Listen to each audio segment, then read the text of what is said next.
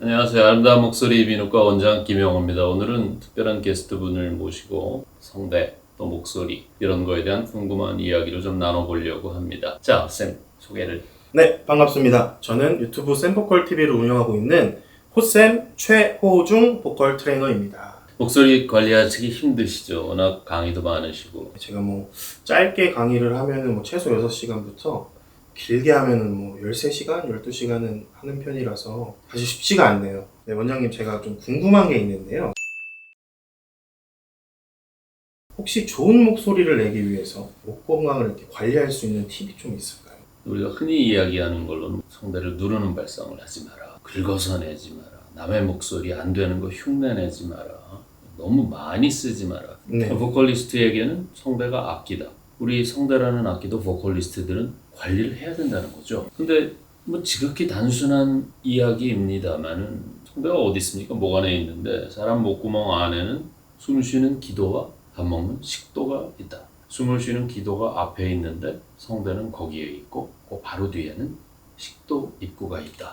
그러니 얘네들은 위치상으로 볼 때 서로 영향을 주고받을 수밖에 없는데 기도와 식도니까 공기와 식생활을 생각해줘라. 공기가 지나가는 통로에 성대가 있으니 얘는 공기에 의해서 직접 영향을 받을 수밖에 없다. 그런 얘기죠. 근데 아시다시피 성대가 숨 쉴 때 열려있고 소리 낼 때 닫히는 물건이니까, 그리고 닫은 상태에서 부딪혀서 진동을 하니까 마찰 열이 발생할 수밖에 없습니다. 따라서 열이 발생하면 시작은 부드럽게 했는데 끝에 가니까 목소리가 왜 이렇게 되지? 이게 성대에 마찰 열이 생기는 거란 말이에요. 근데 그때 그걸 식혀줘야 되는데 시키지 않고 계속 사용하게 되면 병이 난다. 따라서 발성을 시작하기 전에 내 성대의 표면은 촉촉하게 젖어 있어야 한다. 그럼 사람들이 그럼 물을 더 먹으면 되겠네. 근데 물을 아무리 많이 마셔도 성대에는 한 방울도 안 묻는다는 거죠.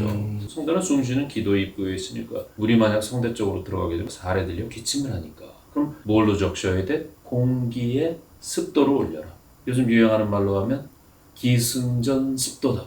하루 종일 사용해서 지쳐있는 성대를 휴식할 수 있는 유일한 시간, 자는 시간밖에 없으니까 그때 성대가 촉촉하게 젖을 수 있도록 만들어줘야 된다. 근데 그 공기가 어디를 통해서 내 몸으로 들어오냐 하면 콧구멍을 통해 들어오니까 코가 막혀 있으면 가습 효과가 뚝 떨어집니다. 따라서 이걸 정리하게 되면 건조하지 않게 습도가 높은 공기가 코로 들어오게 관리해라.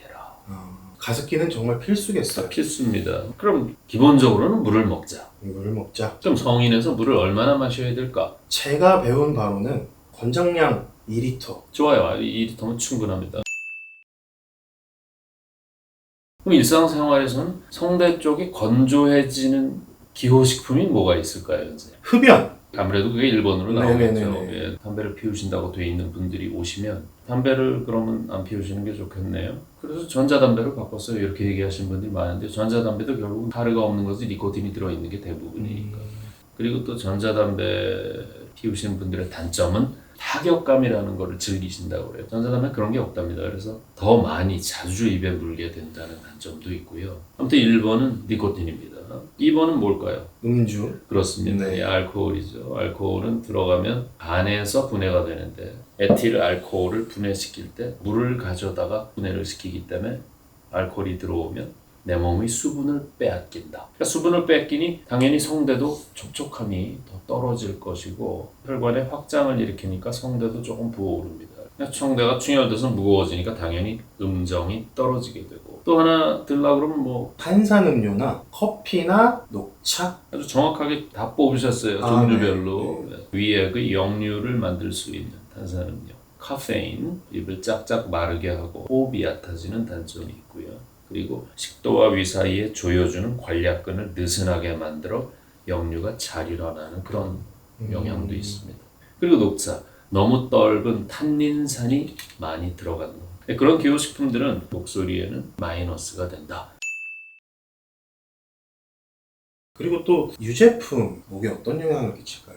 우유는 산성이냐 알칼리성이냐를 테스트를 해보면 알칼리성입니다. 너무 빈속에 속이 시려 위산이 나왔나 봐. 그러면 알칼리로 중화시켜. 그래서 우유를 마시면 일시적으로 편해집니다. 근데 우유가 섭취된 30분 후 우유 속의 칼슘이 위 벽을 자극해서 펩신 분비를 증가시킵니다. 그러니까 결국은 알칼리를 넣어 주었음에도 불구하고 펩신이 올라가 위산 분비를 자극하게 되니까 유제품이 계속 고농도로 들어오게 되면 위산 역류를 일으킬 수 있다. 잠은 몇 시간이나 주무세요? 잠은 7시간, 8시간. 충분하군요. 근데 목소리를 놓고 볼 때 수면은 5시간 미만으로 사람이 잠을 자면 침분비가 떨어져요. 그래서 가습이 된 방에서 6시간 정도를 잤으면 좋겠다. 가습한 공기는 콧구멍으로 들어오니까 코가 막힌 채로 자게 되면 입을 벌리겠죠. 아니면 코를 심하게 고신다든지 그런 일이 벌어지면 아침에 일어났을 때 목이 바싹 말라있게 됩니다. 그래서 성대 관리하기가 참 힘들죠. 그래서 총정리하면 가습이 된 공기가 코로 들어오게 만들자.